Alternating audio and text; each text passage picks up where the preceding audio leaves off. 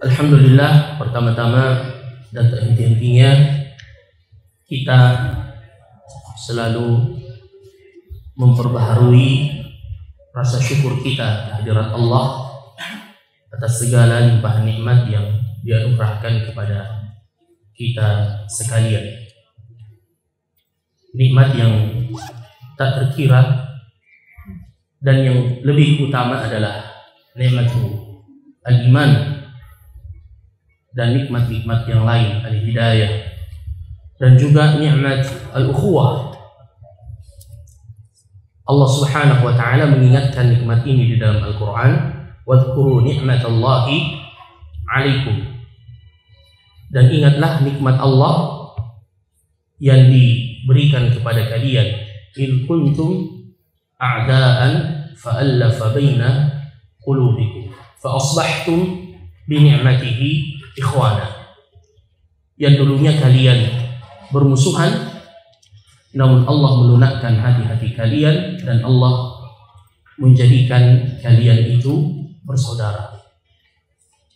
Dan ini diingatkan oleh Allah kepada para sahabat, terutama dahulu kaum Ansar sebelum hijrahnya Nabi, itu sering terjadi permusuhan dan pertikaian, khususnya antara suku Aus dan Khazraj.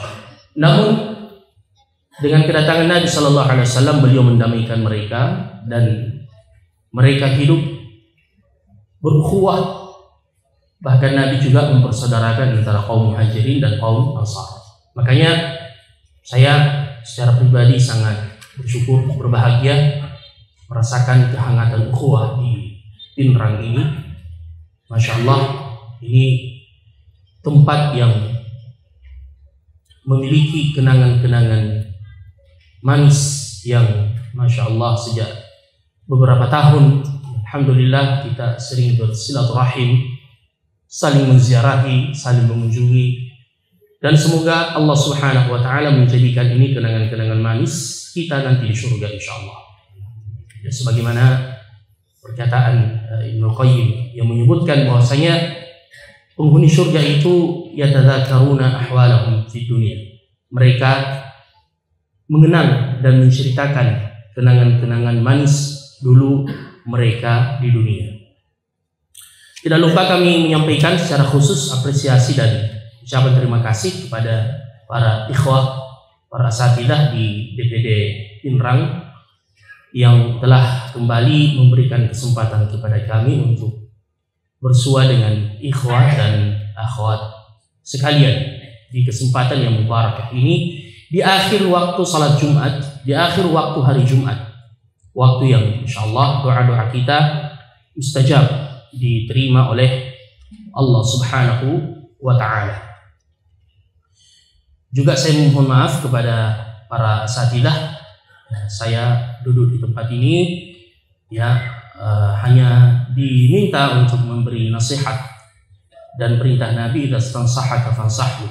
Ya, boleh jadi sebagaimana kata Nabi, rubba muballighin aw'a minas sami'. Boleh jadi yang mendengarkan itu lebih faham daripada menyampaikan dari apa yang dia sampaikan. Tetapi ini mimbab at-tanasuh, saling memberi nasihat yang dengannya kita menghindarkan diri dari kerugian. Sebagaimana yang Allah sebutkan di dalam Al-Quran, wal asri, demi masa, innal insana lafi khusr. Sesungguhnya manusia berada dalam kerugian, illal ladina amanu, kecuali orang-orang yang beriman, wa amilus salihat, dan mengerjakan amalan saleh, wa tawasaw bil haqq wa tawasaw bis sabr. Mereka saling berwasiat dalam kebenaran dan saling berwasiat dalam kesabaran. Ayyuhal ikhwah wal akhawat, hafizakumullah. Materi kita pada kesempatan ini bukanlah materi yang baru yang akan kita paparkan, bahkan ia adalah materi yang sudah sering kita dengarkan. Namun yang namanya tazkirah, peringatan, itu harus selalu diingatkan, harus selalu untuk diingatkan, karena sifat kita sebagai manusia adalah al-ghaflah, kelalaian. Oleh karenanya di dalam Al-Quran Allah Subhanahu wa Ta'ala itu mengulang-ulang tazkirah, peringatan. Terkadang satu kisah diulangi di beberapa tempat ya dengan uslub yang berbeda-beda. Wadzakir, dan Allah mengatakan dan berilah peringatan, fa inna dzikra tanfa'u al-mu'minin. Sesungguhnya peringatan itu bermanfaat bagi orang-orang yang beriman. Yang baru saja dibagikan ini adalah hadiah. Ya, hadiah silahkan antum bawa pulang. Mohon maaf mungkin kalau belum dapat semua. Ini materinya ringan, antum baca-baca insyaallah, dan kalau ada waktu nanti bisa juga dibantu Ustaz Sayyid untuk membacakan secara ringkas insyaallah. Ya, istilahnya kita namurru alaihi mururan kiram. Ya, karena ini pembahasan yang sederhana, mudah untuk difahami, yaitu kaifiyah dan tata cara salat yang dituliskan oleh guru kami, Syekh dan Syekh kita semua, yaitu Dr. Khalid Ibn Ali Al-Musyaiqi, ya, yang memang juga menitipkan untuk dibagikan ke ikhwah. Makanya amanah ini kami sampaikan, ya, dan silahkan antum mengambil faidah, manfaat dari risalah yang sederhana ini yang berjudul Al-Waraqat fi Sifati As-Salah, yaitu ringkasan tata cara salat. Dan ini beliau ringkas dari bukunya Syekh atau Al-Imam Ibn Al-Qayyim rahimahullah. Beliau pernah bawakan dalam sebuah daurah dan diringkas oleh Syekh, kemudian disarikan oleh muridnya yang bernama Syekh Suhail Ibn Ibrahim Al-Attasan. Ya, dan inilah kebaikan ayyuhal ikhwah, itu bersambung-sambung, ya, bersambung-sambung, dan akan masuk insyaallah dalam apa yang disampaikan oleh Nabi Sallallahu Alaihi Wasallam bagi mereka yang mengajarkan ilmu dan diajarkan kepada orang lain, akan menjadi amal jariyah insyaallah. Sebagaimana kata Nabi Sallallahu Alaihi Wasallam, "Idza mata ibnu Adam inqata'a 'amaluhu illa min thalath." Jika anak cucu Adam meninggal dunia, terputuslah seluruh amalannya kecuali 3 perkara. Yang pertama adalah sedekah jariyah. Ya, sedekah jariyah ini akan terus kita raih pahalanya yang kita keluarkan di jalan Allah. Dan sebelum saya lupa, karena biasanya saya kalau membawakan materi, kalau sudah di ujung-ujungnya itu lupa. Jika ada pesanan atau titipan, mumpun saya sebut tentang sedekah jariyah ini. Tadi subuh saya membawakan ta'lim di pesantren Sahwatul Ummah Lapalopo, ya. Tapi bukan di Palopo. Antum lebih tahu lah Palopo. Masya Allah. Ini santri-santrinya semua. Oh, tadi kita ketemu kan? Ya. Masya Allah. Ini apa kesini? Naik motor. Masya. Ingat tadi kita memiliki 3 perjanjian. Masih ingat? Itu masih berlaku di sini. Perjanjian ini belum dicabut. Jadi tadi subuh saya membawakan taklim di pesantren anak-anak kita. Saya dengan mereka ada 3 perjanjian. Siapa yang bisa menyebutkan 3 perjanjian tadi? 1, kalau ada yang bicara dengan temannya, dia yang duduk ke sini menggantikan Ustadz cerah. Itu 1. Yang kedua, kalau ada yang tidur, dia berdiri, angkat 1 kaki sampai selesai cerah. Ya. Yang ketiga apa tadi? Kalau ada yang memaini songkoknya, memaini kakinya juga dikasih berdiri. Ya, jadi ini masih berlaku ya hari ini. Ya, sampai kita berpisah. Setuju? Alhamdulillah. Dan berlaku untuk semua. Mau berlaku. Ya, baik. Setuju? Alhamdulillah. Baik. Thayyib. Jadi Bapak Ibu Saudara-saudara sekalian, mumpun saya ingat sedekah jariyah. Saya lihat di sana pembangunan masjid, masya Allah, dan membutuhkan sokongan dana dari kita semua. Saya lihat di Pindrang ini pembangunan luar biasa pesatnya. Baru 2 tahun saya tinggalkan, ruko, toko-toko sudah berdiri di mana-mana. Ya, termasuk juga sarang burung walet yang tidak pernah redup. Ya, masa kita malu bangunan ruko-ruko cepat selesai dan berdiri, adapun masjidnya Allah, pesantren kita sendiri, tempat berkumpulnya para penghafal Al-Quran, ya, lama tidak selesai-selesai. Disebabkan karena apa? Sebagaimana dalam bahasa Arab, ya, bahasa Arabnya bangunan tidak jadi itu adalah la tukanna wala bahanna. La tukanna wala bahanna. Nah, itu bahasa Arabnya bangunan tidak jadi. La tukanna wala bahanna. Biasa ada tukang, tidak ada bahan. Biasa ada bahan, tidak ada tukang. Ya, makanya kita akan mensupport ini. Insyaallah di akhir nanti ada penggalangan dana. Kalau tidak salah yang mau dikerja sekarang tegelnya, yang mau diselesaikan tegelnya. Jadi mudah-mudahan tahun ini biiznillah sudah bisa dimanfaatkan santri-santri kita di sana menghafal, masya Allah, ya. Jadi kita fokus untuk pesantren Sahwatul Ummah Lapalopo, ya, Lapalopo hari ini. Ya, di akhir nanti ya bisa kita menggalang dana untuk menyelesaikan, bisa dilelang dengan cara antum lebih tahu lah. Kita sudah pengalaman penggalangan dana, ya, kita sudah pengalaman untuk menggalang dana, baik di ikhwan maupun di akhwat. Makanya panitia harap dari sekarang, karena waktu kita sempit, siapkan memang kota infak tak, ya, supaya nanti langsung jalan, ya, supaya nanti langsung jalan. Atau sudah beredar tadi kota infak? Belum, ya? Ya, tidak apa-apa diedar 2 kali, tidak ada masalah.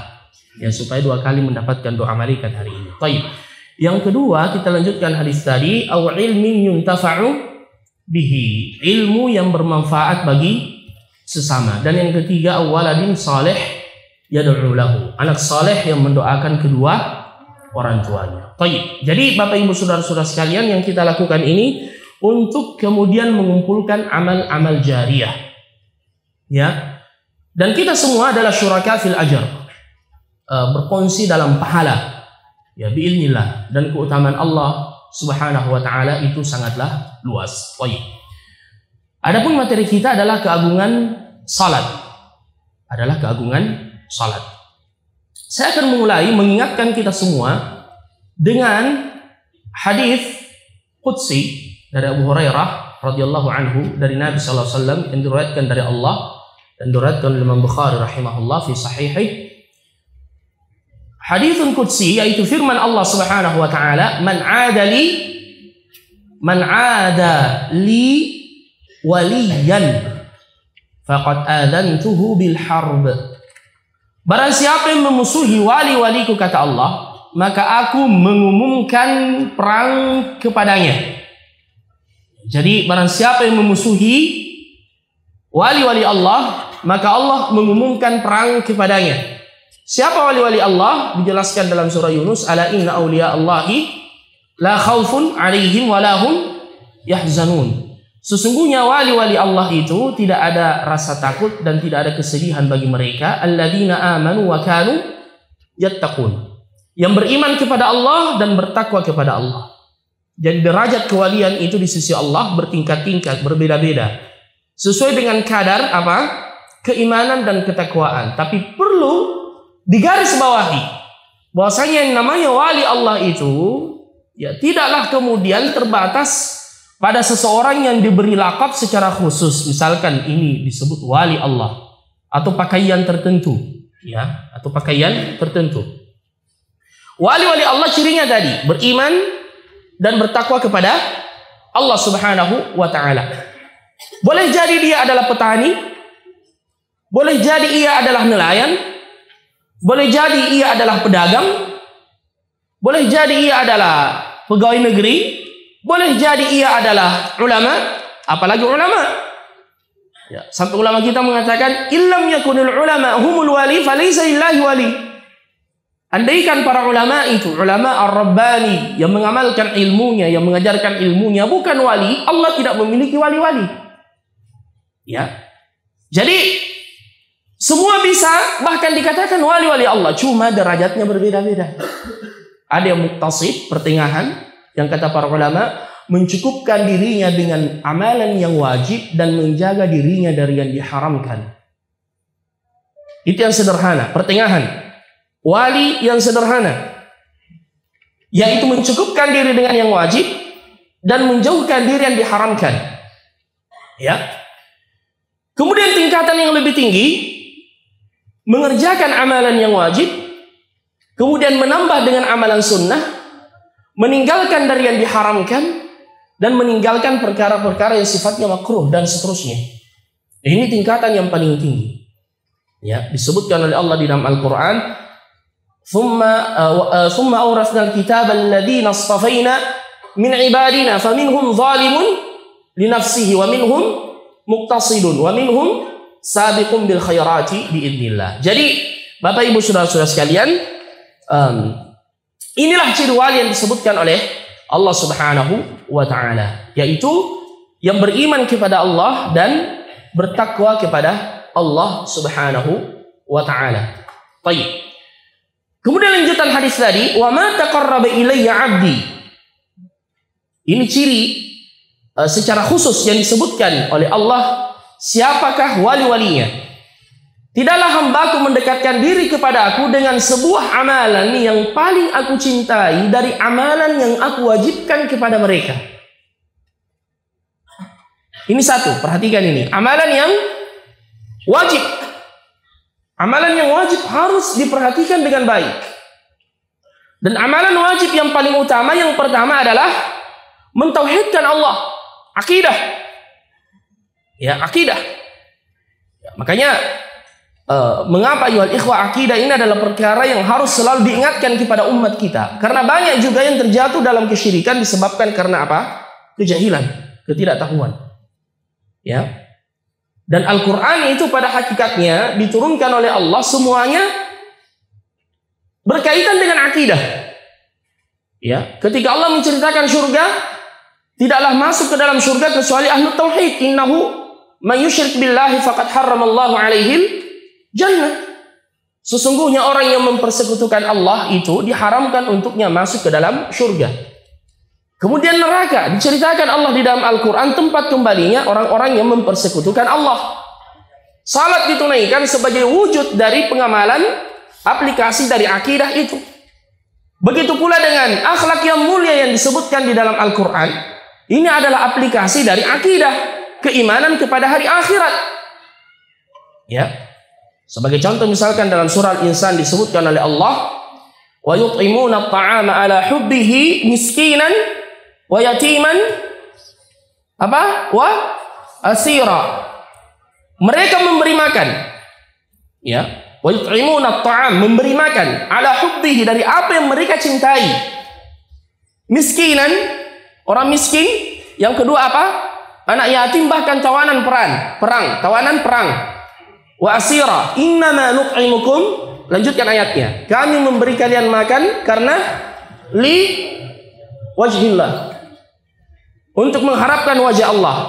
La nuridu minkum, lanjutkan ayatnya, la nuridu minkum jazaan wala, tidak mengharapkan balas jasa dan tidak mengharapkan ucapan terima kasih.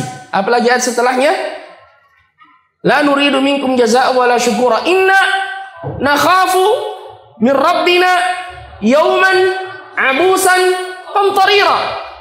Karena takut dengan apa? Hari akhirat.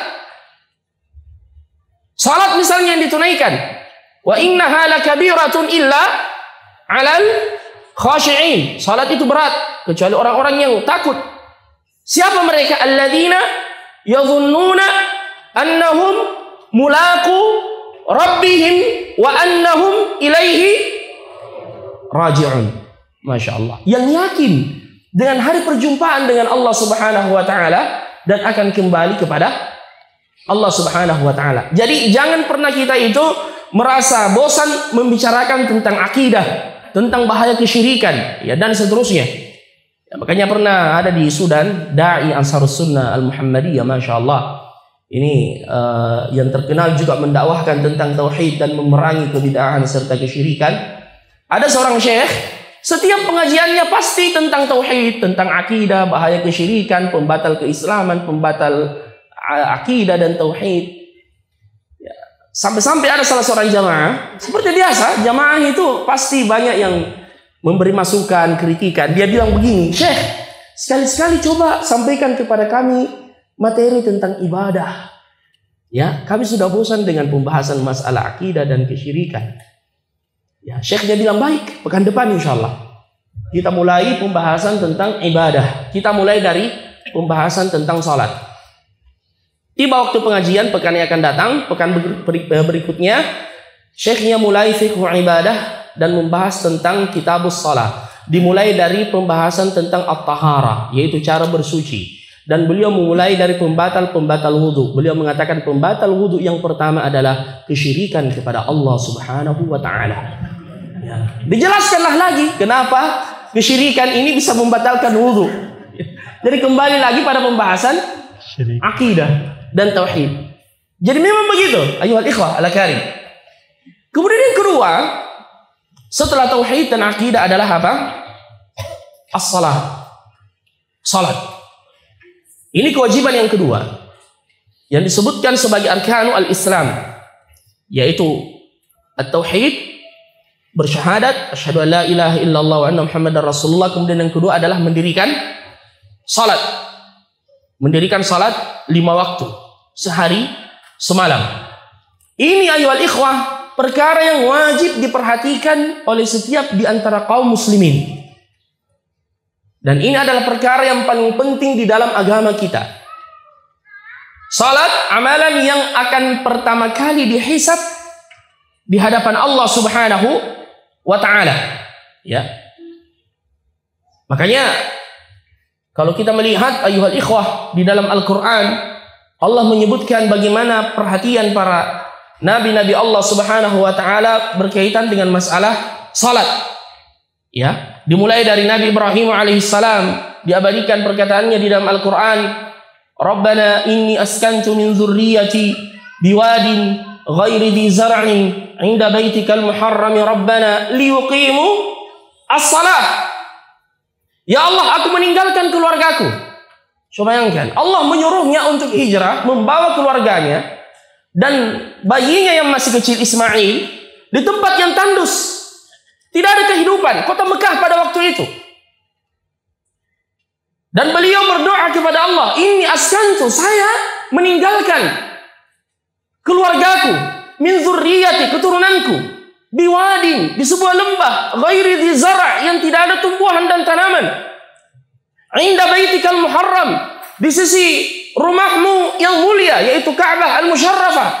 Apa tujuan utamanya? Rabbana liyuqimu as-salah, untuk mereka mendirikan salat.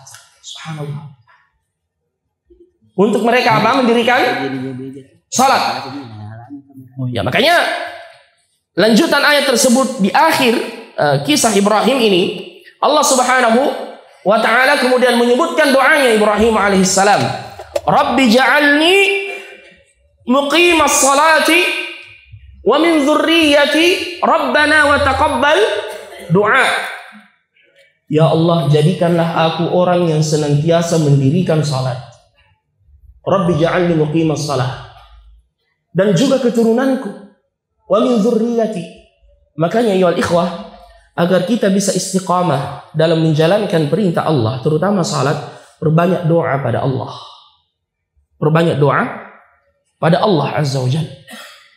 Kalau kita lagi malas-malas melaksanakan salat, ayyuhal ikhwah, minta kepada Allah, Rabbi ja'alni muqimas salah. Ya Allah, jadikan aku orang yang mendirikan salat dengan baik. Dan juga wa min dzurriyyati. Beliau mengkhawatirkan keturunannya, ayyuhal ikhwah. Para nabi dan rasul mengkhawatirkan keturunannya meninggalkan mereka dalam keadaan tidak mengenal Allah, tidak beribadah kepada Allah. Itu kekhawatiran orang-orang saleh terdahulu. Adapun kita ini, kecuali yang dirahmati oleh Allah, yang dia khawatirkan adalah apa yang dimakan anaknya setelah dia meninggal. Ya, walaupun itu tidak tercela, silahkan. Tapi jangan sampai perhatian kita terhadap dunia anak kita lebih besar ketimbang perhatian kita terhadap akhirat mereka. Am kuntum syuhada'a idh hadara Ya'qub al-mautu idh qala li banihi ma ta'buduna min ba'di.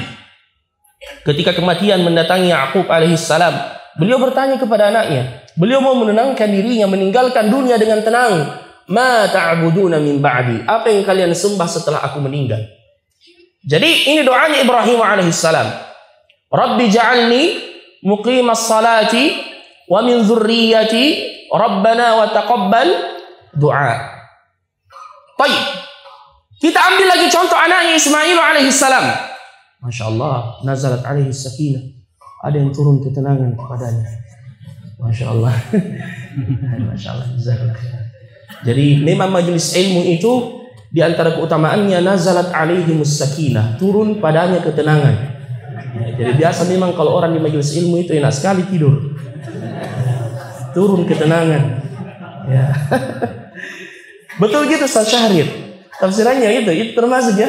Tapi kata para ulama, tidur ketika jihad itu nikmat dari Allah. Idh yughashshikumun nu'asa amanatan minhu. Ketika di perang Badar Allah menurunkan rasa kantuk yang luar biasa kepada kalian untuk memberikan ketenangan. Tapi kalau tidur di majelis ilmu itu musibah.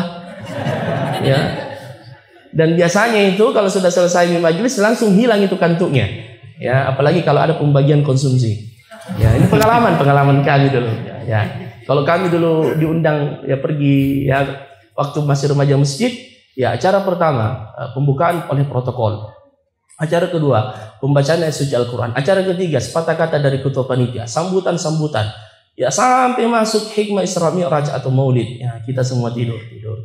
Pas acara ke-6 istirahat, bangun semua. Betul atau tidak? Wa syahida syahidun min ahli. Baik. Jazakumullah khairan. Baik, masing-masing bertanggung jawab dengan temannya ya. Siapa yang mengantuk pijit-pijit ya, bekas begini. Baik. Sampai di mana tadi? Nabi Ismail alaihissalam. Wadhkur fil kitab Ismail innahu kana shadiqal wa'di wa kana rasulan nabiyya wa kana ya'muru ahlahu bis salati waz zakati wa kana 'inda rabbih mardiyya. Dalam surah Maryam. Dan ingatlah Ismail alaihissalam. Wadhkur fil kitab Ismail innahu kana, sesungguhnya beliau Ismail shadiqal wa'd, jujur janjinya. Ya. Jujur janjinya kepada Allah. Karena ketika bapaknya mengatakan inni ara fil manami anni azbahuk, saya melihatmu dalam tidur menyembelihmu, apa kata beliau? Ya abati fa'al ma tu'mar. Ya wahai bapakku, lakukan apa yang diperintahkan kepadamu. Engkau akan mendapatiku termasuk orang yang sabar. Dan beliau memenuhi janjinya itu. Sebelum hari H beliau tidak lari. Ya, bahkan menyerahkan diri. Ya. Falamma aslama wa tallahu lil jabin wa nadainahu ayya Ibrahim qad saddaqta ar-ru'ya. Subhanallah, beliau sudah hampir menyembelih putranya. Makanya Allah mensifatkannya dengan apa? Wadhkur fil kitab Ismail innahu kana shadiqal wa'di wa kana rasulan nabiyya wa kana ya'muru ahlahu bis salati waz zakati wa kana 'inda rabbih mardiyya. Beliau selalu memerintahkan keluarganya mendirikan salat dan mengeluarkan zakat. Dan beliau diridhai di sisi Allah Subhanahu wa taala. Jadi ini Ismail Allah sebutkan di dalam Al-Quran. Di antara amalannya adalah beliau memerintahkan keluarganya untuk melaksanakan salat. Baik. Isa alaihissalam fa asyarat ilaih, ketika ibunya mengatakan, ya karena dia sudah bernazar tidak mau berbicara hari itu, dan kaumnya bertanya, ya ukhta Harun, ma kana abuki imra'a sawi wa ma kanat ummuki baghiyya. Ayahmu bukan orang buruk, bukan orang yang buruk, ya, dan ibumu bukanlah seorang pezina, tapi kenapa engkau datang membawa anak dan engkau tidak memiliki suami? Fa asyarat ilaih. Beliau memberi isyarat pada putranya yang masih dalam buayan, Isa alaihi salam. Qalu, mereka berkata, kaifa nukallimu man kana fil mahdi sabiyya. Bagaimana mungkin kami berbicara dengan bayi yang masih berada dalam masih berada dalam buayan? Namun subhanallah, Allah dengan kekuasaannya membuat Isa alaihi salam yang masih kecil, masih dalam buayan itu mampu berbicara. Dan apa perkataan yang pertama keluar dari lisan beliau? Ini, lanjutkan ayatnya, ini Abdullah, saya adalah hamba Allah. Karena beliau tahu di kemudian hari ada yang mempertuhankan beliau. Makanya sejak awal Isa menolak itu. Saya hamba Allah, bukan Tuhan. Bukan juga anak Tuhan. Ya. Jadi sejak awal beliau dilahirkan, langsung beliau membantah itu. Karena tahu di kemudian hari ada yang mempertuhankannya. Ya, laqad kafara alladziina qalu innallaha thalithu thalatha. Mal masih ibnu Maryam illa rasulun qad khalat min qablihi ar-rusul wa ummuhu siddiqah kana yakulani at-ta'am. Manusia biasa, dia dan ibunya makan seperti kita, bukan Tuhan. Makanya sejak awal fa asyarat ilaihi, beliau kemudian berkata, "Inni Abdullah, saya hamba Allah. Saya bukan Tuhan, bukan juga anak Tuhan, hamba Allah. Atani al-kitaba wa ja'alani nabiyya." Saya diberi kitab, diangkat menjadi nabi, wa ja'alani mubarakan aina ma kuntu, dan Allah menjadikan aku berberkah dimanapun aku berada. Kemudian apa? Wa awsani bis salati waz zakati ma dumtu hayya, dan Allah berwasiat kepada aku untuk mendirikan salat, mengeluarkan zakat selama saya masih hidup. Jadi selama kita masih hidup, salat itu ayyuhal ikhwa al karim tidak jatuh kewajibannya dari kita. Makanya mohon maaf, tadi kita membahas tentang masalah wali. Ada pemahaman sesat yang berkaitan dengan wali, yang mengatakan wali itu pada puncaknya ada yang disebut dengan al-kashf. Al-kashf itu adalah hijab telah tersingkap. Mereka kemudian berdalilkan dengan firman Allah, wa'bud rabbaka hatta ya'tiyakal yaqin. Sembahlah Tuhanmu sampai keyakinan itu datang. Mereka mengatakan keyakinan itu adalah ketika hijab diangkat dan dia sudah bisa melihat Tuhannya, tidak perlu lagi salat setelah itu. Ini pemahaman sesat. Sesat-sesatnya. Ya. Pertama makna ayat itu al-yaqin adalah al-maut, kematian. Wa'bud rabbaka hatta ya'tiyakal yaqin. Kemudian perkataannya Isa alaihi salam, wa awsani biz zakati bis salati waz zakati ma dumtu hayya. Selama saya masih hidup. Ya. Jadi tidak ada istilah apa itu, orang Bugis mengatakan supaya tempat petu jenek teman luka. Hah? Masya Allah, dia bilang kalian itu salat cuma kulit-kulitnya saja. Saya ini salat, ya, walaupun saya di Pinrang, tapi saya di Ka'bah sana. Bahkan Ka'bah yang datang tawaf mengelilingi saya. Ada yang mengatakan seperti itu. Jangan heran. Kasihan gitu jamaah umrah kalau Ka'bah mendatanginya. Ya. Apa nak kelilingi? Ya. La haula wala quwwata illa billah. Ya. Jadi wa awsani bis salati waz zakati ma dumtu hayya wa barran biwalidati, dan berbakti kepada ibuku. Walam yaj'alni jabbaran syaqiyya. Ini siapa? Sudah berapa yang kita sebut? Ibrahim, Ismail, Yaqub, Isa, Luqmanul Hakim. Luqmanul Hakim di antara wasiatnya, ya bunayya, wahai anakku, aqimis salata, dirikan salat. Wa'mur bil ma'rufi, perintahkan kepada yang ma'ruf, wanha 'anil munkar, wasbir 'ala ma asabak, inna dzalika min azmil umur. Ya, ini di antara wasiatnya Luqmanul Hakim. Ya, langsung setelah wasiat tentang mentauhidkan Allah, berhati-hati dari kesyirikan, kemudian diselingi dengan berbakti kepada kedua orang tua, langsung setelahnya, ya bunayya aqimis shalah. Wahai anakku, dirikan salat. Aqimi as-salah. Wa'mur bil ma'ruf wanha 'anil munkar. Ya. Subhanallah. Terkadang kita ini namanya manusia, sebagaimana Allah sebutkan dalam Al-Qur'an, zuyyina lin-nasi hubbus syahawati minan nisa'i wal banina wal qanatiril muqantarati minadh dhahabi wal fiddati wal khaylil musawwamati wal an'ami wal harthi dzalika mata'ul hayati ad-dunya. Dijadikan indah di mata manusia itu kecintaannya kepada wanita. Zuyyina lin-nasi hubbus syahawati minan nisa wal banin, keturunan, wal qanatiril muqantarati minadh dhahabi wal fiddah, emas dan perak, harta yang berlimpah. Ya, wal qanatiril muqantarati minadh dhahabi wal fiddati wal khaylil musawwamati wal an'am, kendaraan, al khayl, kuda-kuda pilihan, dan ini juga dikiaskan kendaraan yang mewah. Ya, wal khailil musawwamati wal an'ami wal harf. Ini fitrah. Kita cinta kepada dunia.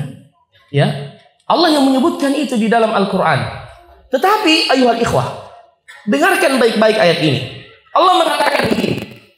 La tamuddanna 'ainaika ila ma matta'na bihi azwajan minhum zahratal hayatid dunya linaftinahum fih.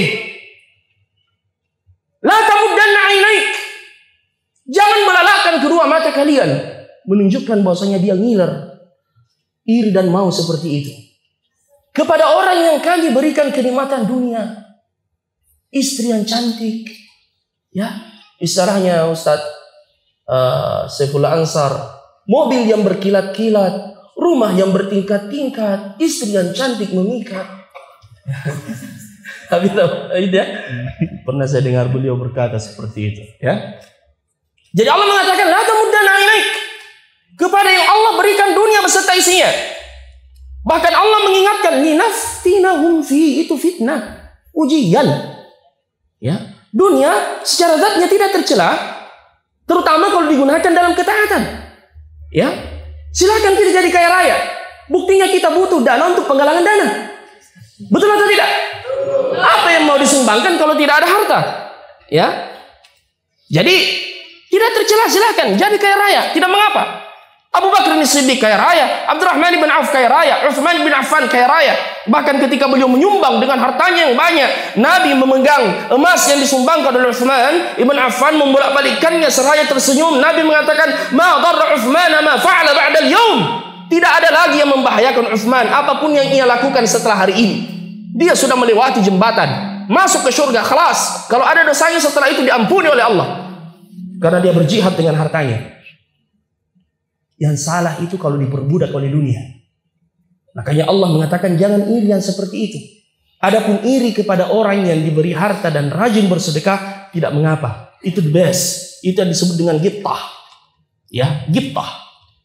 Iri yang terpuji itu yang seperti itu. Nah, kalau saya punya harta, saya akan melakukan seperti yang dia lakukan. Masa ketika penggalangan dana masjid, sahwatu al-ummah, membutuhkan tegel, langsung diangkat tangan, dia bilang, saya semua yang tanggung Ustaz. Ya. Saya yang tanggung lantai semua, insya Allah. Ya. Adapun yang lainnya, yang lain saja masih dibutuhkan kuseng, masih dibutuhkan jendela, atapnya juga masih perlu dibenahi. Adapun tegelnya saya semua. Siapa yang bersedia? Angkat tangan. Jangan ketawa, serius ini. Bisa dicicil. Ya. Aduh, malu saya Ustaz. Baik setengah masjid. Nah, berapakah nominalnya itu Ustaz Tabrani? Ya, kasih dulu catatan bocoran di sini berapa dana yang dibutuhkan ya. Karena nanti orang bilang berapa ngari itu, ya. Ya, jadi kasih dulu bocoran di sini kisi-kisinya. Ya. Berapa? 150 juta untuk tegel dan kuseng-kuseng apa semua? Belum tegelnya itu. Tegel sama semen 150 juta. Ini bisa dibagi 3. Saya lelang dulu. Siapa yang mau 150 juta semua? Menanggungnya, dipakai sujud, dipakai duduk menghafal Al-Quran.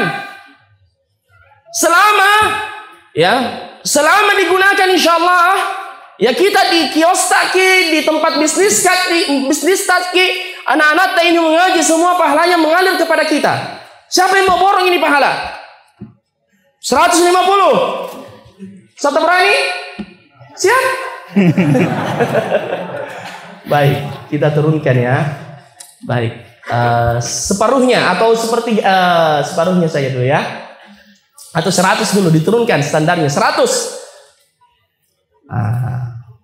Tanggal berapa kan Ustaz? Tanggal tua 25. Yang saya tahu di Pinrang itu tidak mengenal tanggal tua, tanggal muda. Baik. Dibagi 3, 50 juta. Siapa yang siap? 50. Supaya selesai. Kita butuh waktu lebih panjang ini menjelaskan tentang salat. Ya kita tutup ini penggalangan dana sudah. Kalau sudah terwujud nih, tercapai nih Ustaz Tabrani ya. Baik, berpikir-pikir dulu, mudah-mudahan Allah ya memberikan menggerakkan hati di akhir muhadharah. Kalau tidak ya sebagaimana kata orang Arab, al-judu minal mawjud, kedermawanan yang ada.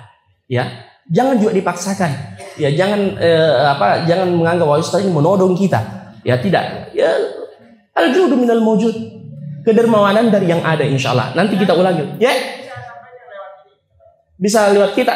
Ya insyaallah. Tapi insyaallah di sini kan biasanya ada yang mau sembunyi-sembunyi. Tidak mau ditahu. Ya, saya tahu itu dan itu yang lebih bagus. Allah mengatakan in tubadus sadaqati fa ni'mahi wa in tukhfuha wa tu'tuha al-fuqara fa huwa khairul lakum. Mendapatkan naungan di hari kiamat, bersedekah dengan tangan kanannya, tidak mau ditahu tangan kirinya. Ya memang ada yang seperti itu. Saya yakin, insya Allah. Semes saja Ustaz Tabrani.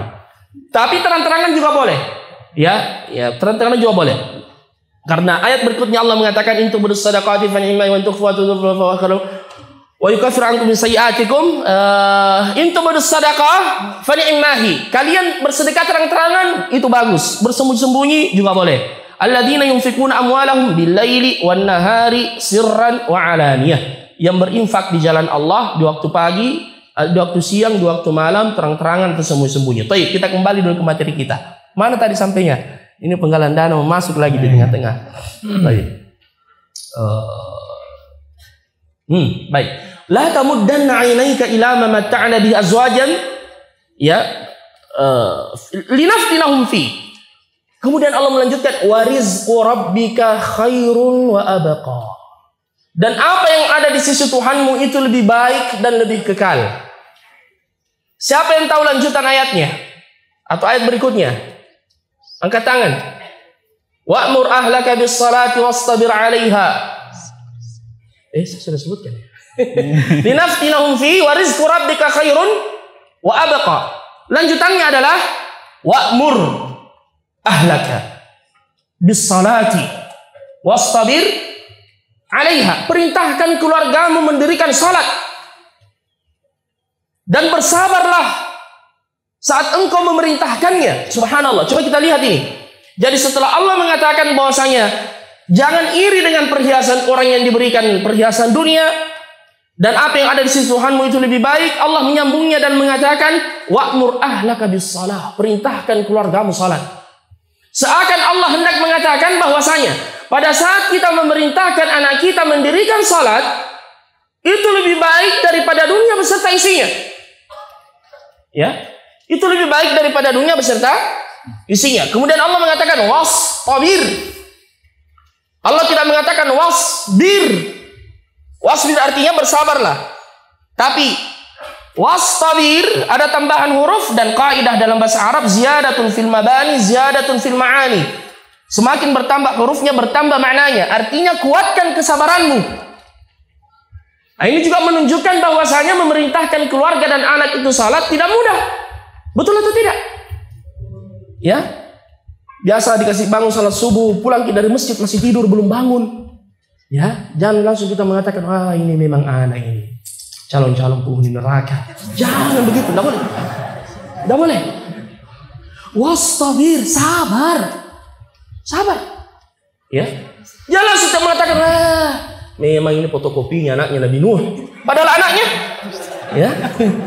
Jadi dalam mentarbiyah mendidik anak harus sabar. Terkadang kita harus mengembalikan pada diri kita. Dulu waktu kita disuruh salat, terkadang juga begitu, malas-malasan. Ya kan? Makanya Allah mengatakan wastabir, ini menunjukkan istimrariyah, terus bersabar. Yang penting suruh terus. Jangan pernah bosan. Jangan pernah berhenti. Jangan kalau sudah berkali-kali dan kita bosan, kita kemudian angkat tangan dan mengatakan, sudah. Lihat sendiri jalanmu. Tidak boleh begitu. Perintahkan terus. Ada suatu waktu nanti hatinya dibukakan oleh Allah Subhanahu wa taala. Ya, kami ini yang ditakdirkan oleh Allah dianggap sebagai ustaz sering mendapatkan curhatan para ikhwan yang terkadang hijrah setelah ayahnya meninggal. Dia bilang begini, ustaz batenya dulu itu korban bapakku nasuruh kak sembahyang. Ya, membangkang kak tidak mau kak salat. Ya. Ada juga yang bilang, ustaz batenya itu korban mamaku nasuruh kak. Ya, begini dan begitu saya tidak mau. Ya.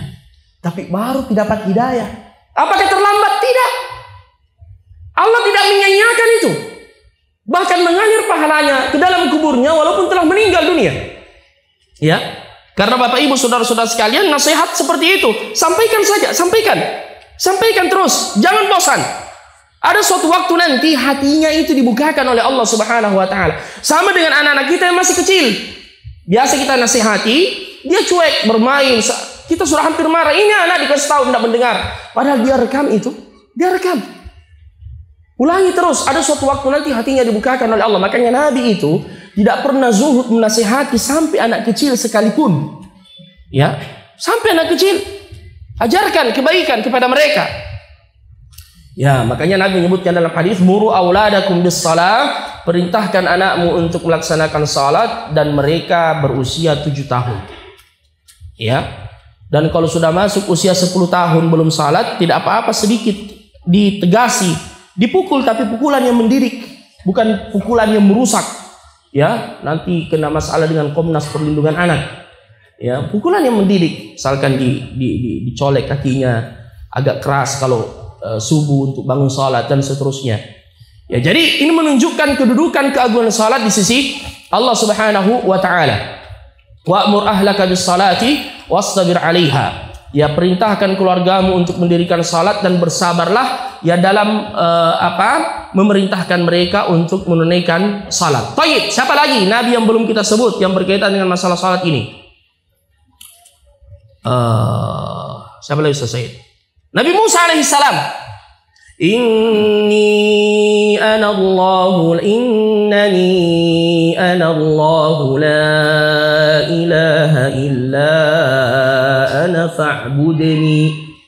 Pertama kali Allah memanggil siapa? Nabi Musa. Ya, dan mengatakan saya adalah innani ana Allah, saya Allah. La ilaha illa ana fa'budni. Apa lanjutannya? Allah yang memerintahkan kepada Musa. Wa aqimis salata li dzikri. Dirikanlah salat untuk mengingatku. Nabi Musa disuruh untuk mendirikan salat oleh Allah Azza wa Jalla. Subhanallah. Jadi nabi-nabi Allah ini orang yang sangat dekat dengan Allah, yang banyak melaksanakan salat.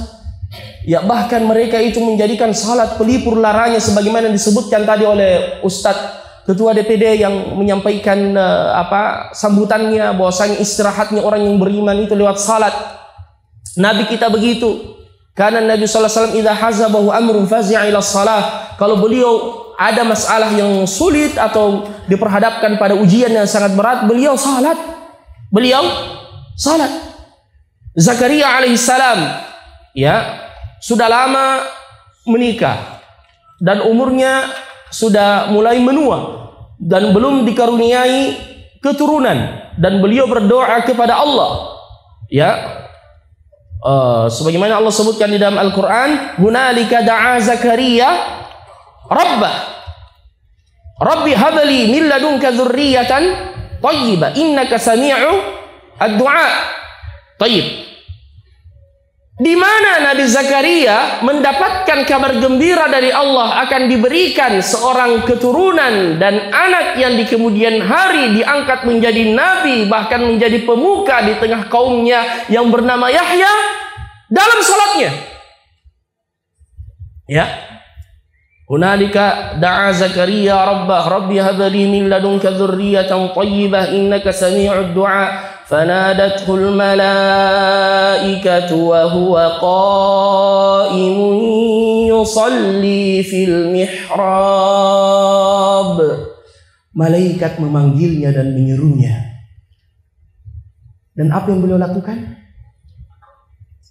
Apa yang beliau lakukan? Apakah sementara main domino di warkop? Tidak. Ya. Wa huwa qaimun yusalli fil mihrab. Beliau sementara berdiri salat dalam mihrabnya. Ya. Innallaha yubashshiruka bi Yahya. Allah Subhanahu wa taala memberikan kabar gembira kepadamu dengan seorang anak yang bernama Yahya. Ya. Jadi kabar gembira orang-orang saleh itu mereka dapatkan dalam salat.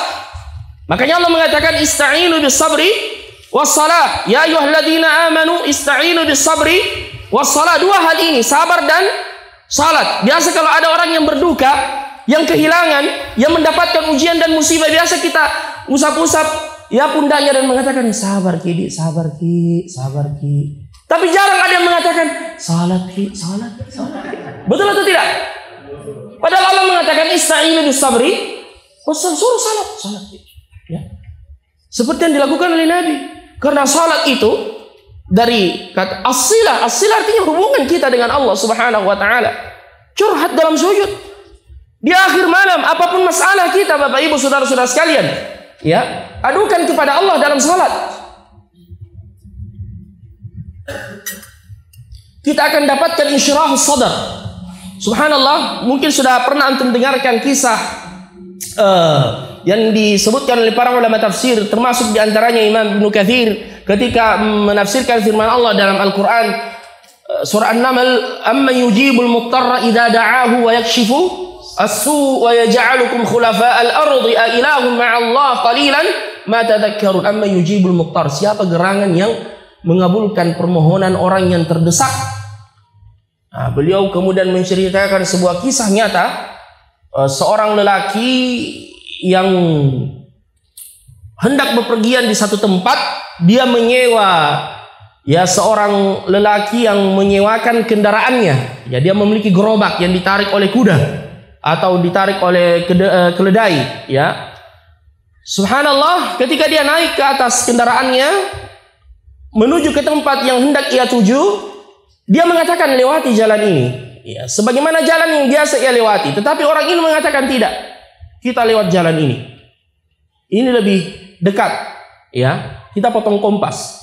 Ya, orang yang di belakang mengatakan baik, ya, kalau memang ada jalan yang lebih dekat.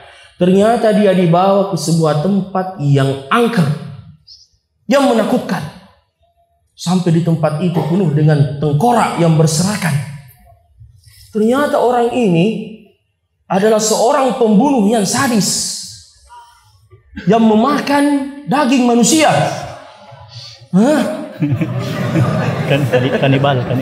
Kanibal, ya, dan merampas harta mereka. Ketika orang ini mulai sadar, oh ternyata ini perampok, ya, perampok kelas kakap, bukan perampok sembarangan, ya. Akhirnya dia berkata begini, ambil seluruh harta saya, yang penting lepaskan saya. Dia mengatakan tidak, saya akan mengambil hartamu dan juga membunuhmu dan memakan dagingmu. Ya, dia kemudian berkata, takutlah pada Allah. Allah akan menghisapmu di hari kiamat. Apa jawabannya sambil dia tunjuk itu tengkorak-tengkorak? Semua yang sudah saya bunuh di sini pernah bilang seperti yang kau katakan. Ya. Semuanya sama berkata seperti yang kau bilang. Akhirnya orang ini sudah pasrah. Wah, ini tidak ada lagi peluang. Makanya permintaan terakhirnya dia bilang begini, kalau memang kau terpaksa harus membunuh saya, izinkan saya sholat 2 rakaat. Izinkan saya sholat 2 rakaat. Orang ini mengatakan, ya cepat, saya sudah tidak sabar lagi untuk memakanmu. Ya, dia sudah lapar. Ya. Akhirnya dia salat dalam keadaan takut, lupa semua bacaan. Ya, dan itu biasa. Tanya para penghafal Al-Quran yang tiba-tiba didadak untuk salat menjadi imam atau di bulan suci Ramadan. Biasa di luar murajaahnya lancar, masya Allah, tidak ada yang tersendat. Begitu maju, ya, terbata-bata, tersaka-saka. Karena apalagi di Masjid Al-Ikhlas. Ya, pas salat, stawa'tadil. Ada Ustaz Sayyid di belakang. Ada Ustaz Hasbi. Waduh, buyar itu hafalan. Betul atau tidak? Ya. Jadi seperti itu. Sama juga ustaz-ustaz biasa. Ini ujian juga. Makanya kita di Makassar itu kalau khutbah di Masjid Ihda atau di Stiba, ya, sebentar khutbah innal hamdalillah. Saya pernah innal hamdalillah nahmaduhu wa nasta'inu. Tiba-tiba dari pintu masuk Ustaz Yusran. Langsung buyar itu konsep. Ya, apa mau dibilang ini? Jadi seperti orang ini, dia lupa semua. Ya, dan jangankan kita ini yang sudah mungkin sampai ulama qurra, ya, Imam Al-Kisai, imamnya para qurra riwayat Al-Kisai ditalakikan sampai hari ini. Beliau pernah menjadi imam salat maghrib. Ya, beliau membaca qul huwallahu ahad tak balik-balik, tidak mau putus. Selesai salat, ada yang nyinyir, biasanya makmum begitu. Ya, dia bilang, imam yang terkenal masa salah di surah Al-Kafirun? Ya, Pas masuk waktu Isya, orang ini yang maju jadi imam salah di surah Al-Fatihah. Salah di surah Al-Fatihah. Ya, sampai sudah ada peringatan.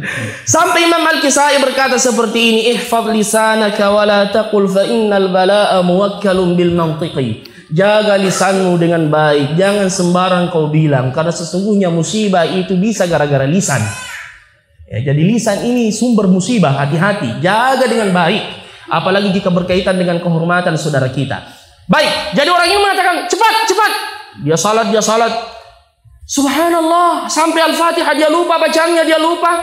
Cuma satu ayat yang langsung dia ingat. Ini tadi. Amman yujibul muttarra idza da'ahu wa yakshifus su. Siapa gerangan yang mengabulkan doa dan permohonan seorang hamba yang terdesak dan mengangkat darinya mara bahaya. Tiba-tiba dari kejauhan dia lihat ada penunggang kuda, ia berbaju putih dengan membawa tombak, dan ia langsung lemparkan tombaknya menghunjam ke dalam tubuh perompak atau perampok itu. Mati seketika. Dia berusaha mengejarnya dan bertanya, siapa engkau? Dia berkata, saya adalah hamba Allah yang diutus dari langit yang keempat untuk menjawab permohonan hamba yang terdesak. Subhanallah. Jadi itulah salat ayyuhal ikhwah. Ya, amma yujibul muttarra idza da'ahu wa yakshifus su. Dan cukuplah ayyuhal ikhwah menunjukkan keagungan dan keutamaan salat itu, di mana Allah Subhanahu wa taala memerintahkan kepada nabinya langsung menerima di peristiwa apa? Isra dan Mi'raj. Semua syariat yang lain diturunkan kepada nabi lewat perantaraan siapa? Jibril alaihi assalam. Adapun untuk salat, beliau diundang langsung ya oleh Allah Subhanahu wa taala ya untuk kemudian menerima perintah salat. Semoga kita semua termasuk orang-orang yang senantiasa mendirikan salat. Salat itu penyejuk jiwa, penyejuk mata, kemudian dia penghapus dosa-dosa. Ini yang paling penting Bapak Ibu, setiap hari dosa-dosa kita itu diampunkan oleh Allah antara salat yang satu dengan salat yang lain. Bahkan Nabi mempermisalkan seseorang yang di dekat rumahnya ada sungai yang mengalir, yang ia mandi di situ 5 kali sehari semalam. Nabi mengatakan, apakah masih tersisa daki pada tubuhnya? Ya, kalau ada orang yang mandi 5 kali sehari semalam dan masih dakian, itu keterlaluan. Ya, itu keterlaluan. Subhanallah. Ya, makanya sebab turunnya firman Allah, aqimus salata tarafin nahari wa zulafan minal laili innal hasanati yudhibnas sayyiati dzalika dzikra lidzakirin. Dirikan salat tarafin nahari wa zulafan minal lail, di waktu petang, di waktu malam. Innal hasanat, sesungguhnya kebaikan, yudhibnas sayyiat, menghapuskan dosa-dosa. Sebab turunnya ayat ini, ada seorang sahabat yang datang mengadu kepada Nabi. Dia curhat dan mengatakan, ya Rasulullah, saya terjatuh dalam perbuatan maksiat, tidak sengaja, atau ya syaitanku mengajak aku untuk berbuat maksiat. Dia berkata, saya mencium seorang wanita yang tidak halal bagi saya. Ya, Nabi kemudian berkata, kau sudah salat tadi? Dia bilang iya. Ya, kemudian Nabi mengatakan, innal hasanat yudhibnas sayyiat.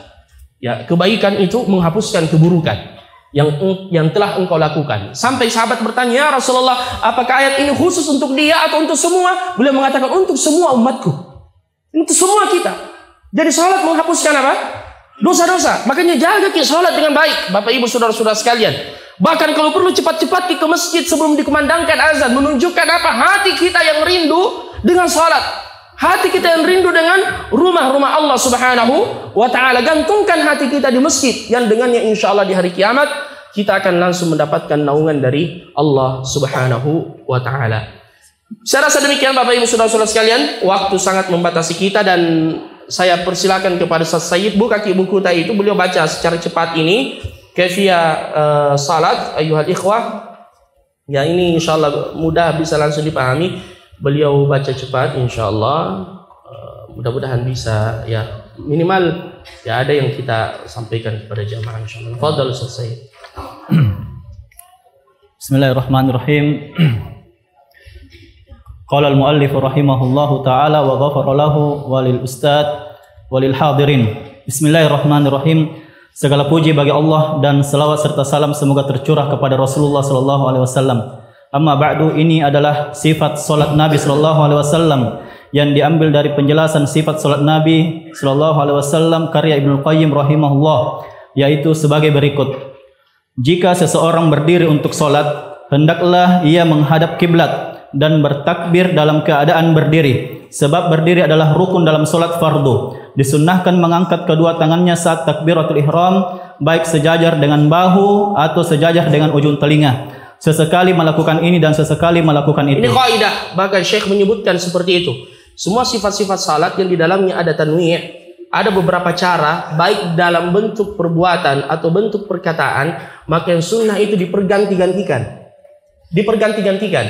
Ya, ada beberapa tujuannya, diantaranya adalah hudurul qalb, agar hati kita selalu menghadirkan apa yang kita lakukan. Jadi bukan sekedar menggugurkan kewajiban. Jadi insya Allah itu pahalanya akan lebih besar karena kita menerapkan semua sunnah yang dituntunkan oleh Nabi. Tafadhal.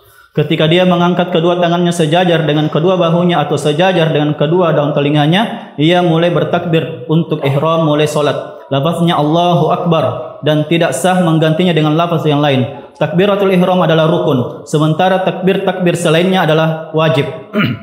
Lalu dia meletakkan tangan kanan di atas tangan kiri. Bisa ia meletakkan tangan kanan di atas punggung telapak kiri, pergelangan dan lengan bawah, atau ia menggenggam tangan kirinya di atas pergelangan kirinya. Boleh sesekali ia melakukan begini dan boleh sesekali begitu. Ya, jadi kaifiahnya ada yang sekedar meletakkan seperti ini, ya, dan ada yang menggenggam seperti ini. Diperganti-gantikan, keduanya boleh, insya Allah, ya, boleh baik di atas dada atau di atas pusat atau di bawah pusat. Semuanya warid, ya, sebagaimana yang disebutkan oleh para ulama. Nah. Dan posisi tangan kanan di atas tangan kiri itu berada di atas dada atau di atas pusar atau di bawahnya. Dalam hal ini ada kelonggaran. Kemudian disunnahkan untuk membaca doa istiftah, dan di antara doa-doa yang diriwayatkan subhanakallahumma. Bisa dibaca ini doa-doa istiftah. Subhanakallahumma bihamdik, atau Allahumma ba'id baini wa baina khataayai, atau Allahu akbar kabira walhamdulillahi katsira, atau yang setelahnya alhamdulillah hamdan katsiran thayyiban mubarakan fi, atau wajjahtu wajhiya lilladzi fatara as-samawati wal ardi hanifa, dan seterusnya. Juga Allahumma rabba Jibril wa Mikail wa Israfil, dan ini banyak dibaca oleh Nabi dalam qiyamul lail. Walaupun Syekh Khalid Al-Musyaikhi rahimahullah merajihkan bahwa apa yang bisa dibaca dalam qiyamul lail bisa dibaca dalam salat fardu, begitu pula sebaliknya. Wallahu a'lam. Lanjut. Doa-doa ini disyariatkan untuk dibaca dalam solat malam. Namun jika dibaca dalam solat fardu tidak mengapa selama tidak memberatkan makmum. Selama tidak memberatkan makmum, karena ada doa iftitah yang panjang. Ya, jangan sampai makmum ya salat di belakang ada yang terburu-buru, apalagi di masjid pasar, kemudian dia membaca doa iftitah yang panjang, ditambah lagi bacaannya yang panjang, ini bisa memberatkan mereka. Baik. Kemudian disunnahkan untuk membaca ta'awudz dengan lafaznya sebagai berikut.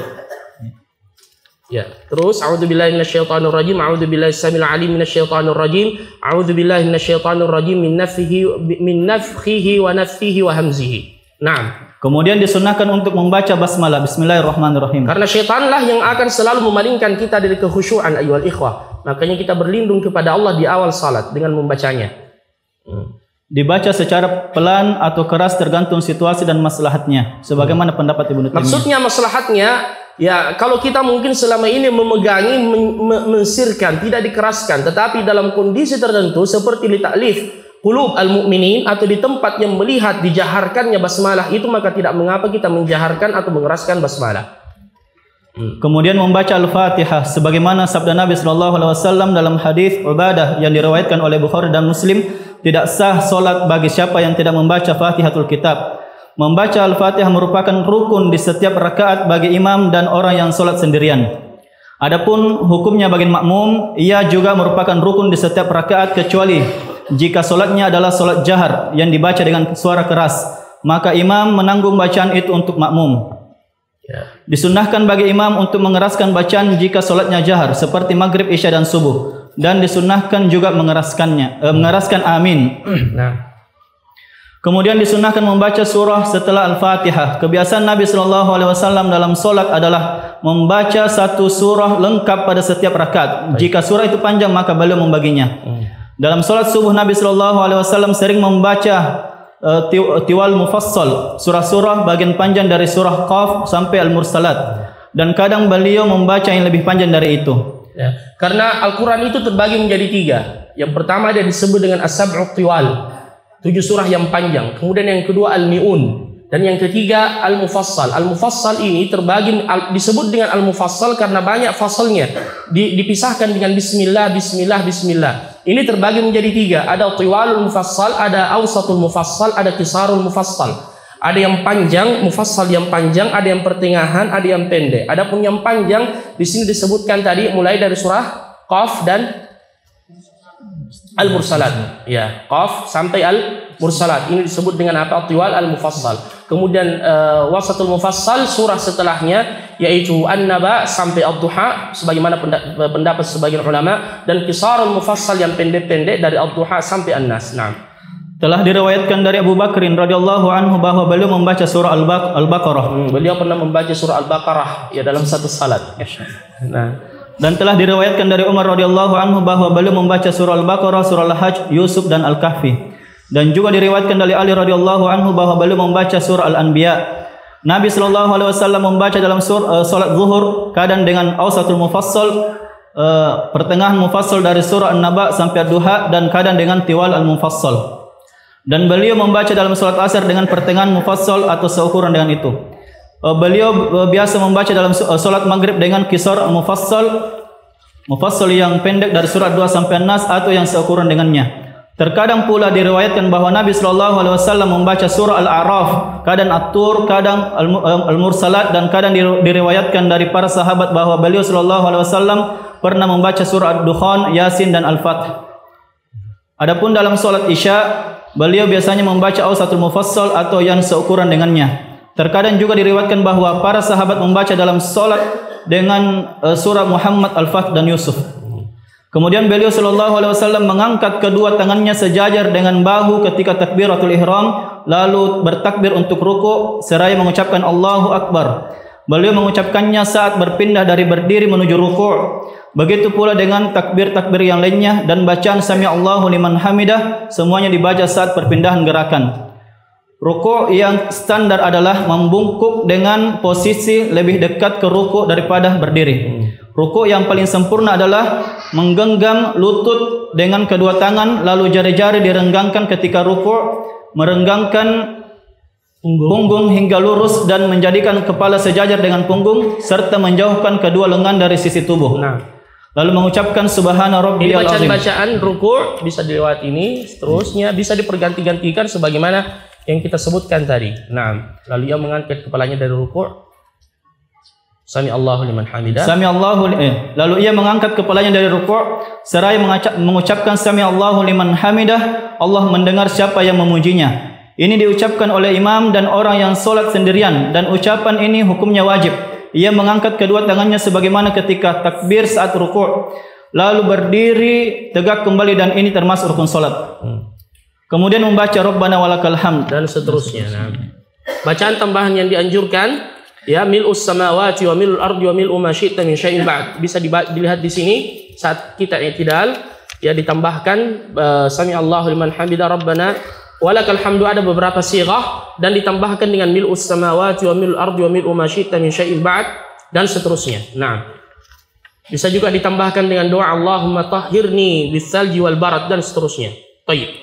Nabi sallallahu alaihi wasallam memanjangkan berdiri setelah ruku'. Ini i'tidal setara dengan ruku' atau hampir sama dengan itu. Tuntunan Nabi sallallahu alaihi wasallam dalam salat adalah ruku', lalu berdiri i'tidal, lalu sujud, lalu berduduk di antara dua sujud, semuanya dengan durasi yang hampir sama. Lalu Nabi sallallahu alaihi wasallam bertakbir untuk sujud tanpa mengangkat tangan dan mendahulukan lutut saat turun, kecuali jika ada kebutuhan seperti usia tua, sakit dan semisalnya, maka mendahulukan tangan. Ini tentu khilaf yang mu'tabar di kalangan para ulama. Jadi perlu kami sampaikan ini yang dirajihkan oleh Syekh Khalid Al-Musyaiki, dan beliau mengakomodasi semua membenarkan semua kaifiyah tersebut. Dan beliau merajihkan mendahulukan lutut ya, dan jika dia membutuhkan mendahulukan tangan karena sakit atau usia yang tua, maka boleh ia lakukan, tidak mengapa. Nah, kemudian ia sujud di atas 7 anggota tubuh, dan yang minimal adalah menyentuhkan ke tempat sujud sebagian dari setiap anggota 7 tersebut. Sujud yang sempurna adalah bersujud dengan menempelkan dahi dan hidung, kedua telapak tangan, kedua lutut dan ujung-ujung jari kaki ke lantai. menghadap kiblat dengan jari-jari tangan rapat dan diarahkan sejajar dengan bahu dan sejajar dengan telinga. Ya, jadi semua anggota tubuh diusahakan menghadap ke kiblat ya dan sejajar. Baik. Kadang-kadang sejajar bahu, kadang-kadang sejajar telinga. Jari-jari. Tapi kalau salat berjamaah hati-hati. Sunnahnya memang al-mujafah, diangkat kedua siku kita. Tapi kalau salat berjamaah jangan mengganggu ya jamaah yang ada di dekat kita. Nah, jari-jari kaki direnggangkan dan diarahkan menghadap kiblat. Tidak ada dalil yang sahih mengenai merapatkan kedua tumit saat sujud. ya. Menjaga sikap seimbang saat sujud, mengangkat kedua siku dari lantai, menjauhkan lengan atas dari sisi tubuh hingga terlihat putih ketiaknya, mengangkat perut dari paha dan paha dari betis, menempelkan dahi langsung ke tanah tanpa ada penghalang. Tentang penghalang, hail saat sujud terbagi menjadi 3 jenis. Yang pertama, jika penghalang berasal dari anggota sujud itu sendiri seperti bersujud di atas tangan, maka tidak sah. Yang kedua, jika penghalang berasal dari benda luar dan terpisah seperti sajadah atau tikar, ini tidak masalah. Yang ketiga, jika penghalang melekat pada tubuh seperti sorban atau kopiah, maka hukumnya makruh. Ya.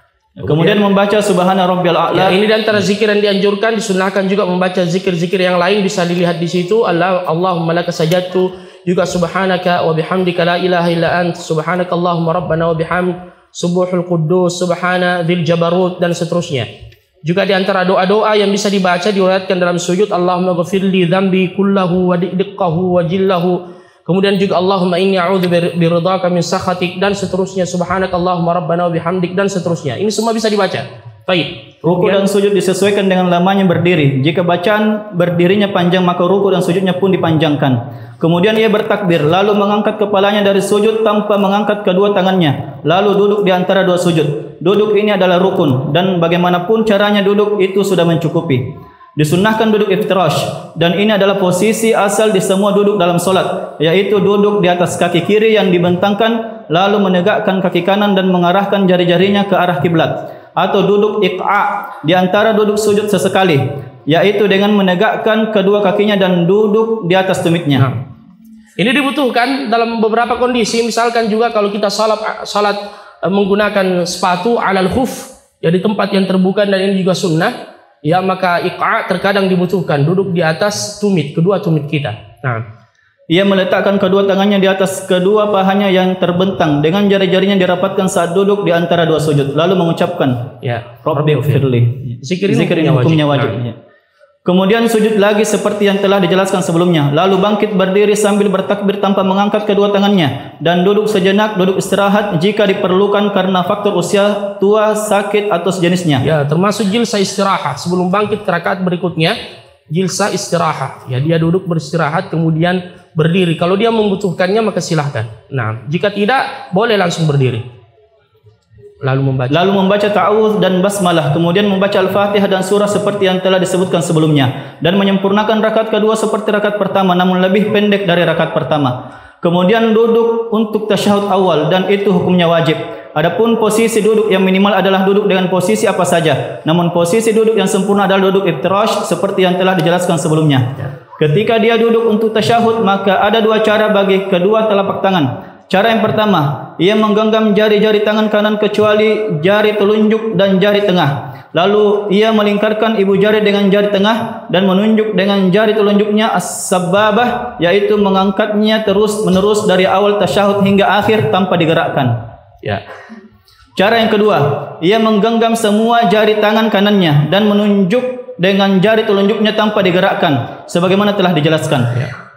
Adapun posisi meletakkan dua tangan, maka ada dua cara. Cara pertama, meletakkan tangan kanan di atas paha kanan dan tangan kiri di atas paha kiri. Cara kedua, meletakkan tangan kiri di atas lutut kiri dan tangan kanan di atas lutut kanan. Ya. Lalu boleh di atas paha, di atas atau di atas lutut. Nah, lalu membaca tasyahud, dan di antara yang diriwayatkan ya, adalah ini doa-doa tasyahud bisa dibaca tahiyat wassalawat at-tahiyatu lillahi az-zakiyat dan seterusnya. Tasyahud Ibnu Abbas juga ada, kemudian Abu Musa al-Asy'ari juga disebutkan di sini. Nah, kemudian bangkit untuk rakaat ketiga. Disunnahkan mengangkat kedua tangan ketika bangkit dari tasyahud pertama, lalu membaca isti'adzah, basmalah, dan cukup membaca Al-Fatihah. Kadang menambah bacaan surah setelah Al-Fatihah dalam salat zuhur. Jika duduk untuk tasyahud kedua yang merupakan rukun, maka posisi duduk minimal dalam bagaimanapun bentuknya boleh. Namun yang disunahkan ada dua posisi duduk. Cara pertama, kaki kanan ditegakkan dan jari-jarinya menghadap kiblat, sedangkan kaki kiri diselipkan di bawah betis kanan dan pantat langsung di lantai. Cara kedua, meletakkan kedua kaki dalam posisi iftirash dengan mengeluarkan keduanya ke arah sisi kanan dan duduk di atas lantai. Kadang dilakukan dengan cara yang pertama dan kadang dengan cara yang kedua. Adapun posisi kedua telapak tangan sebagaimana telah dijelaskan dalam tasyahud pertama. Kemudian membaca tasyahud seperti sebelumnya dan membaca salawat atas Nabi SAW pada tasyahud kedua, dan ini hukumnya wajib. Berikut beberapa redaksi salawat yang dianjurkan, silahkan dibaca ya ikhwah. Bisa dilewati terus. Allahumma inni a'udzubika. Dan kemudian doa-doa yang terakhir juga. Ya, di sini ada doa. Setelah membaca tasyahud dianjurkan untuk berdoa. Ya, dan terdapat banyak doa yang boleh dibaca setelah tasyahud. Bisa di sini Allahumma inni a'udzubika min adzabil qabr. Juga Allahumma inni dhalamtu nafsi. Allahumma ighfir li ma qaddamtu wa ma akhartu. Allahumma inni ala dzikri. Allahumma inni a'udzubika minal ma'tham wal maghram. Allahumma inni as'aluka minal jannah, dan seterusnya. Nah, setelah itu melakukan salam 2 kali, dan itu adalah rukun. Kemudian duduk untuk salam juga rukun dengan ucapan Assalamualaikum warahmatullahi tanpa menambahkan wabarakatuh. Disunnahkan menoleh ke kanan pada salam pertama dan ke kiri pada salam yang kedua. Taib. Setelah itu silakan dilihat zikir-zikir setelah salat. Taib. Zikir-zikir setelah salat, istighfar 3 kali, kemudian Allahumma antas salam, dan la ilaha illallah wahdahu la syarikalah, dan la haula wala quwata illa billah. Kemudian membaca tasbih 33 kali, alhamdulillah 33 kali, Allahu akbar 33 kali. Kemudian sempurnakan 100 dengan la ilaha illallah wahdahu la syarikalah. Kemudian membaca ayatul kursi, membaca al-mu'awwidzat, qul huwallahu ahad, qul a'udzu birabbil falaq, qul a'udzu birabbin nas. Dan untuk salat zuhur, salat maghrib dan salat subuh masing-masing dibaca 3 kali. Nah, terus setelah itu dibaca demikian. Yang mana? Demikian wallahu a'lam. Demikian wallahu a'lam. Semoga salawat dan salam senantiasa tercurah kepada Nabi kita Muhammad sallallahu alaihi wasallam serta kepada keluarga dan para sahabat beliau semuanya. Ayuhal ikhwah, tujuan kita membaca semua ini untuk kami memberi ijazah kepada antum semua. Karena alhamdulillah ini kami telah mendapatkan ijazah khusus dari Syekh. Ya, dan antum yang mendengarkan hari ini, dan kami akan kirimkan link nanti insyaallah, bisa di-download ijazah elektronik insyaallah. Ya, dari Al-Waraqat fi Kaifiyatis Shalah, langsung bersambung kepada penulisnya, yaitu Syekh kita Profesor Dr. Khalid Ibn Ali Al-Musyaiqi. Beliau ini murid seniornya Syekh Muhammad Ibn Saleh Al-Utsaimin. Makanya dengan mengucapkan bismillahirrahmanirrahim, saya telah mengijazah antum semua bersambung kepada guru kami Syekh Khalid Ibn Ali Al-Musyaiqi, kitab Al-Waraqat fi sifat salat fi sifat salatin Nabi sallallahu alaihi wasallam, walhamdulillahi rabbil alamin.